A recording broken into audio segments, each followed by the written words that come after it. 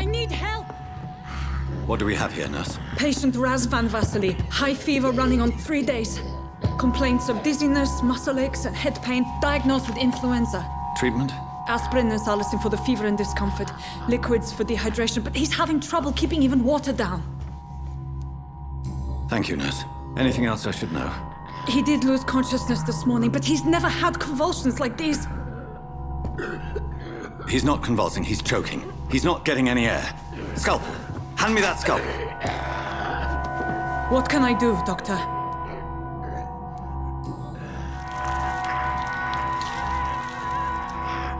I need to perform a tracheostomy. Short pipe. That rubber tube will do. We're going to cut a passage for air through the neck. Yes, Doctor. He's breathing again, but he's coughing up blood. Internal hemorrhaging. I need to make another incision into the chest cavity to drain the fluids from the lung. Prepare another tube. A thoracostomy? Doctor, we've nothing to fight the infection. We need an aseptic environment. Right then, Nurse Crane. What do you suggest we do? I've no idea. I'm not the doctor. Time is of the essence. We need to perform a thoracic drain. Yes, Doctor.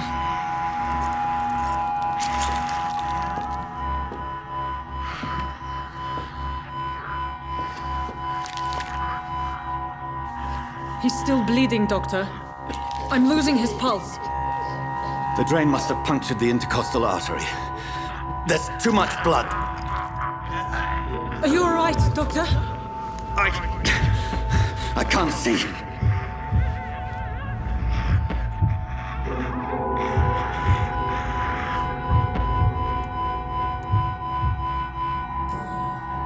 Yes. I have this, nurse. Allow me to finish the procedure alone. I need the room. I'd prefer to stay and see this through. This is my patient, Doctor. I have needle and thread for stitching the wound.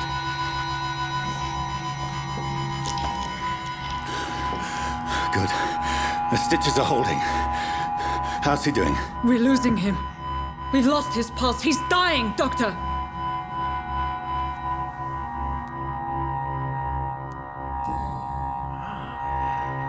A dose of epinephrine, now. Yes, Doctor.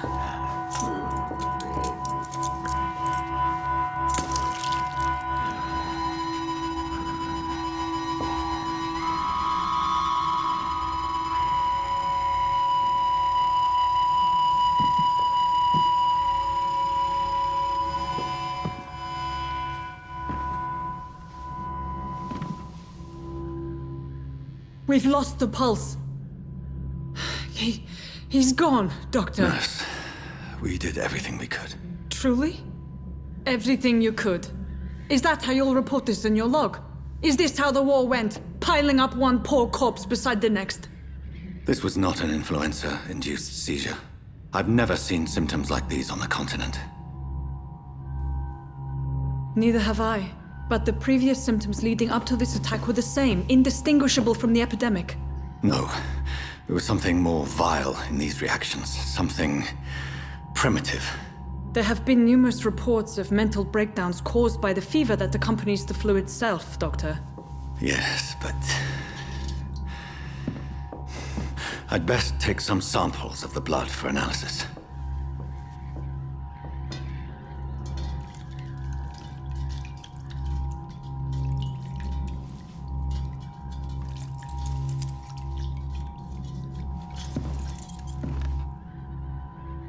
I doubt you're here to test my bedside manners.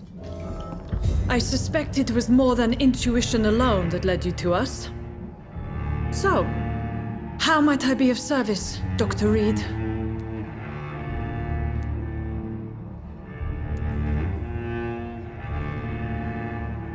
I've come to put an end to this insufferable blackmailing, Dorothy. Doctor, you think your warnings scare me?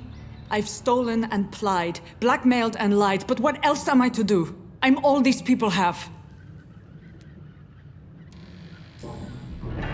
You've convinced me of the sincerity of your actions and their noble justifications. But all the same, blackmail is a crime, and it will stop, Nurse Crane. So, are you going to turn me over to the authorities?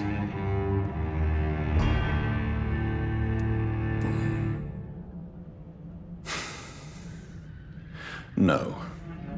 Your place is here. Jailing you would be an even greater crime. So,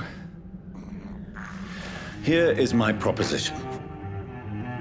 I'll look the other way on your little enterprise. In exchange, you will resign from the Pembroke Hospital and provide me with medical supplies when the need arises. Dr. Reed! That sounds like a business proposition. My accomplice, then? No, just a privileged client. My research may require the occasional rare piece of equipment or ingredient. I'll pay good coin in exchange, fair and honest, to help finance your noble endeavors.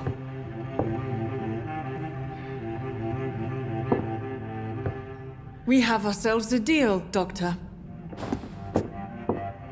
Good customers are always welcome. Yes, Nurse Crane. We have a deal.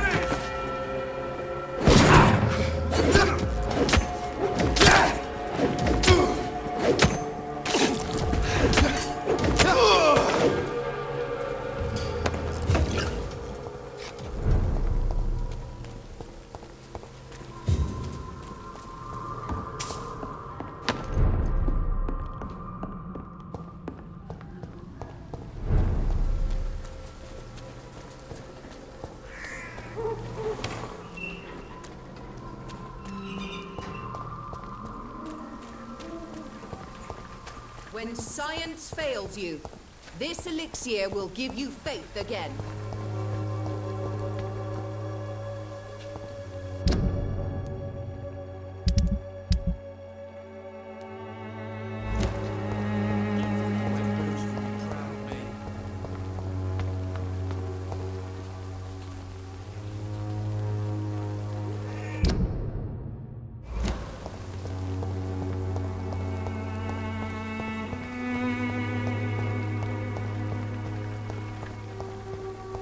It's locked, all right.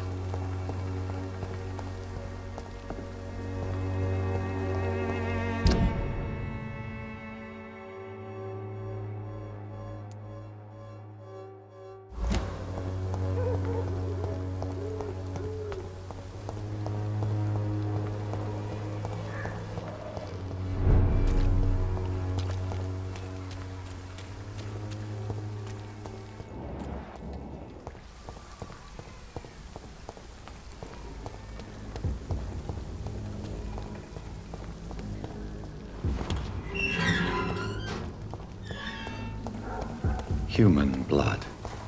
Whoever left these marks did so deliberately. Kill him! Boy!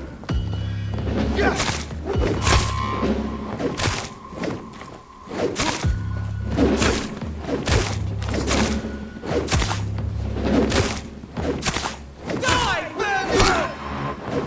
Doesn't like fire, die, vermin!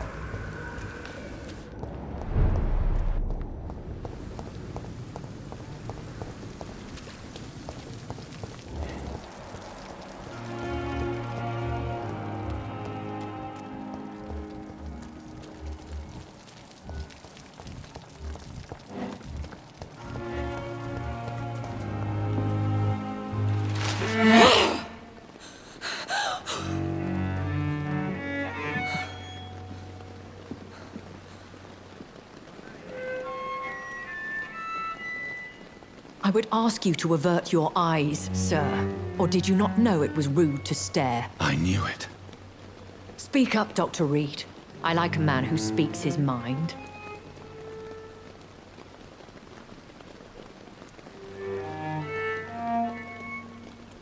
What prevails in the end, I wonder? The desire for blood, or to be of service to man?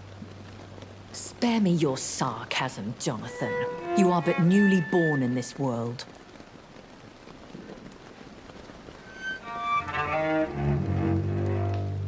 So in the end, the accusation was true, wasn't it? The situation is somewhat awkward nonetheless.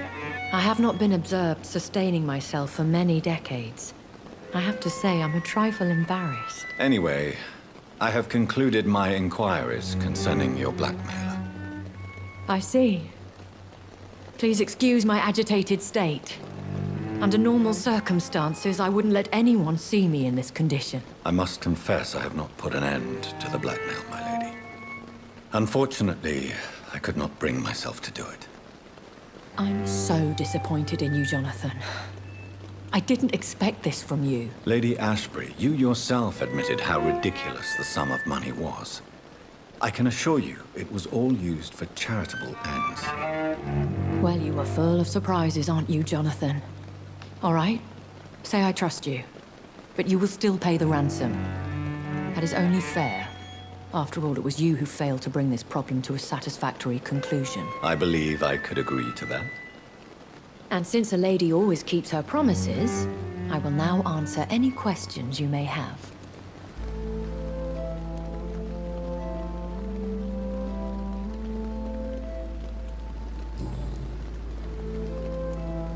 Why does Dr. Swansea allow you to feed on the patients of the hospital?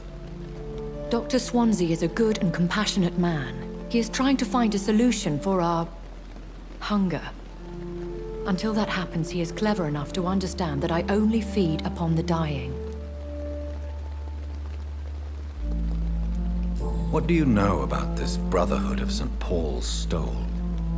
The Brotherhood is well known amongst London Vampire Society.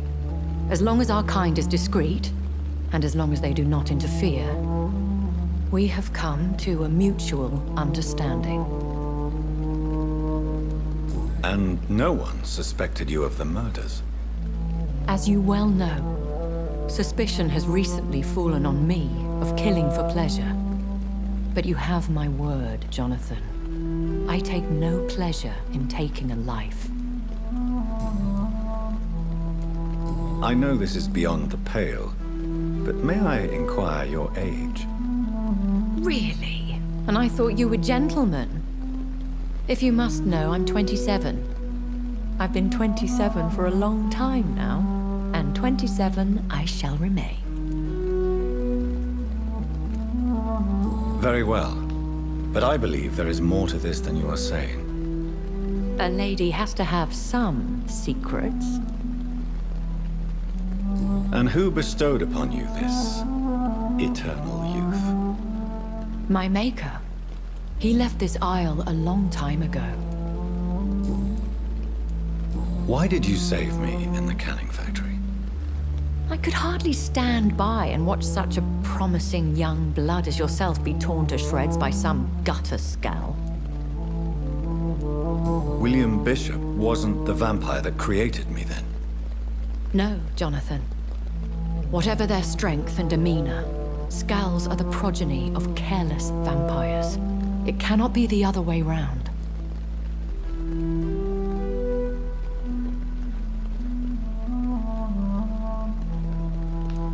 What type of vampire is a Scowl? Not a true vampire. The deformed offspring of lesser vampires. It is a shame these creatures run wild, slaves to their baser instincts.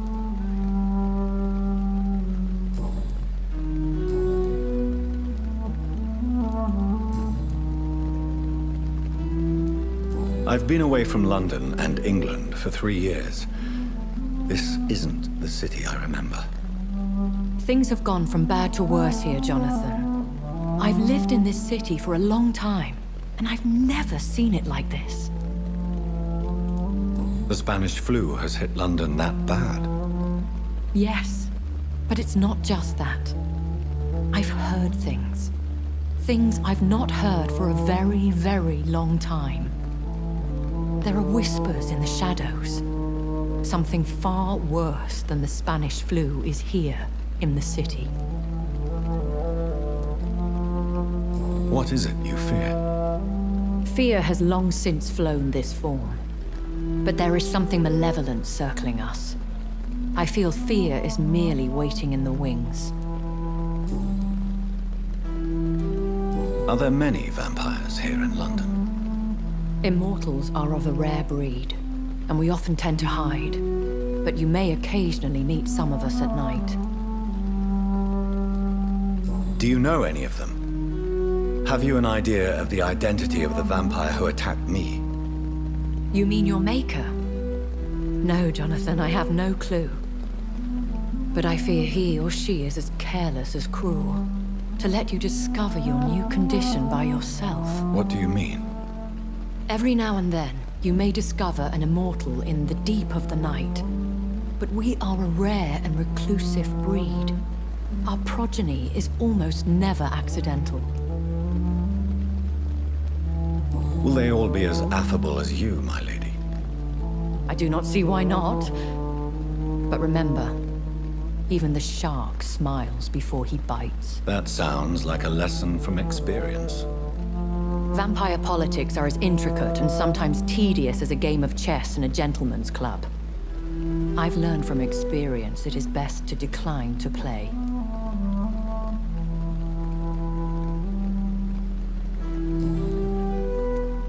When I awoke, changed, I was chased and attacked by vampire hunters. Prepared and well-trained. Though I can't be certain, more than likely it was the once glorious Guard of Priwen. Once glorious, but still dangerous. They have seen better days, but all fanatics are dangerous. You would be wise to stay clear. They are sworn to destroy our kind. You make them sound like some sort of cult. More a society. And like all the best ones, a secret society. I thought them almost gone, but it seemed they have been recruiting.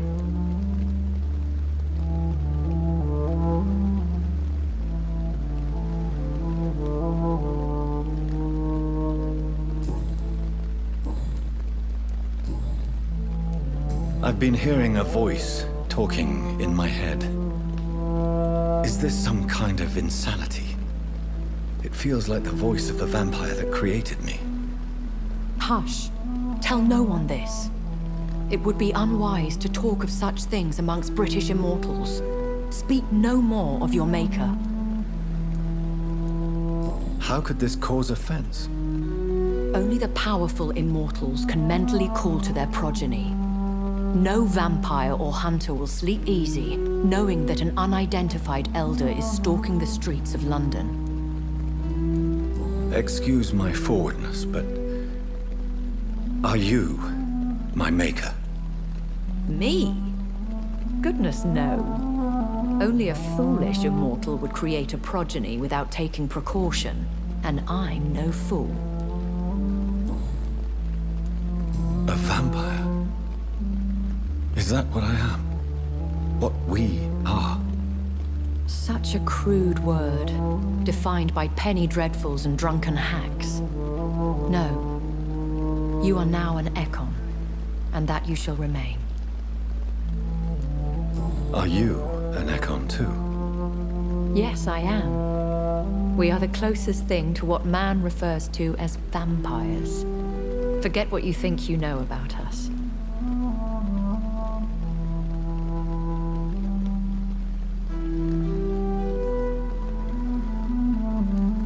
So we are Ekons. How can I identify us amongst other vampires? How to put it? All Ekon are vampires. But all vampires are not Ekon. We are but a branch of the immortal tree. I don't understand. Why was I created and then left for dead? That is a question only the one who made you can answer. It's not normal practice. I doubt even if you find him, he will answer you, considering how cruelly he treated you.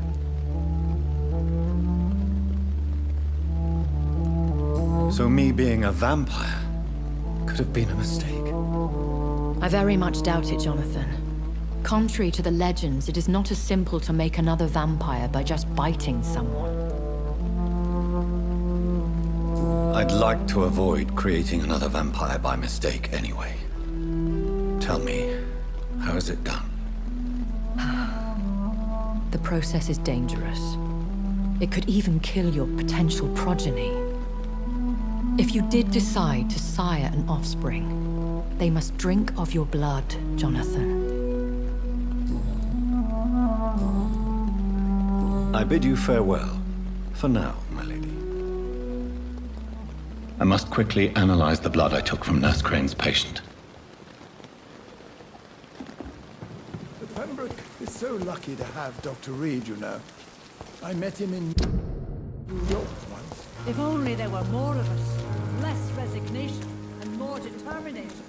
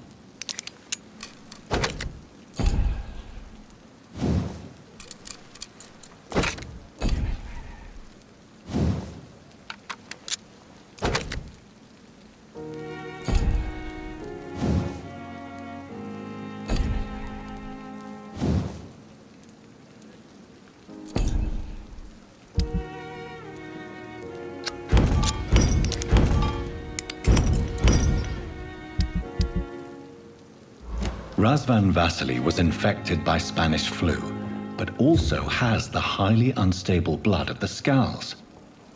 Is the London vampire epidemic transmitted through the flu? I should talk to Dr. Swansea about it.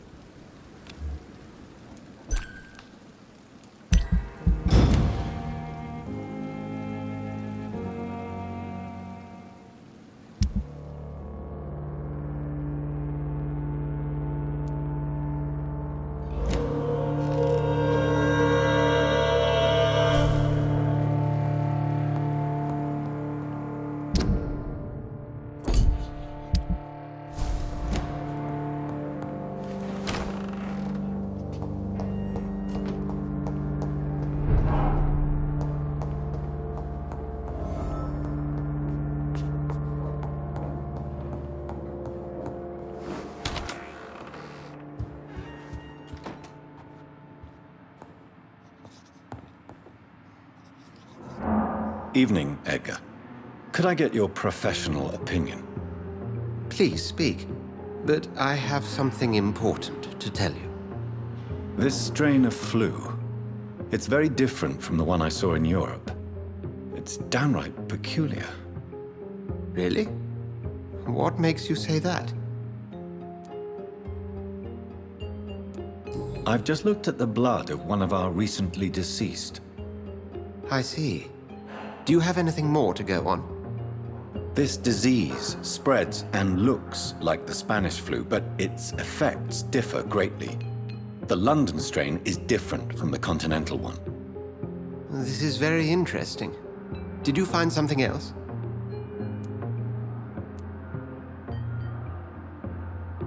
Yes. Unlike the flu, the infected begin to show an increase in outwardly aggressive behavior. More than simple agitation. Once docile people become violent. You mean like rabies? Is there a chance we could create a vaccine, Jonathan, like Pasteur? By the stove, that would be smashing. There's a lot we're not seeing here. But it is spreading, and quickly. If we don't act, the whole city could be lost. But Jonathan, we've a fantastic opportunity sitting right here in front of us. A weapon of choice. What on earth do you mean? Why, you, my dear boy. With your expertise and your blood, we could isolate the properties that course through your veins. Think about the possibilities.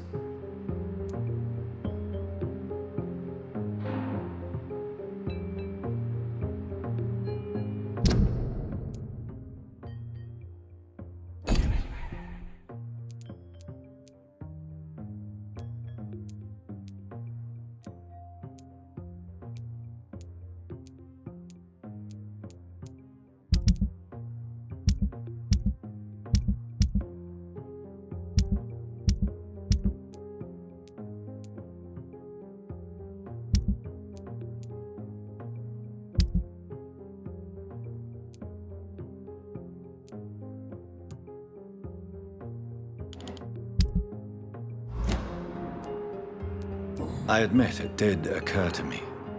Blood seems to be the common factor in all of this. I totally agree. We're in uncharted territory here. Maybe it's just wishful thinking, but imagine the possibilities. We'll discuss this more later. Thank you for your time. No, thank you, Jonathan. But as I said, I needed to talk to you. I have some rather bad news. Yes? I'm afraid it's your sister. My sister? She's to be buried this evening at Whitechapel Cemetery. Your mother published the obituary this morning. I see. I'm sorry, Jonathan.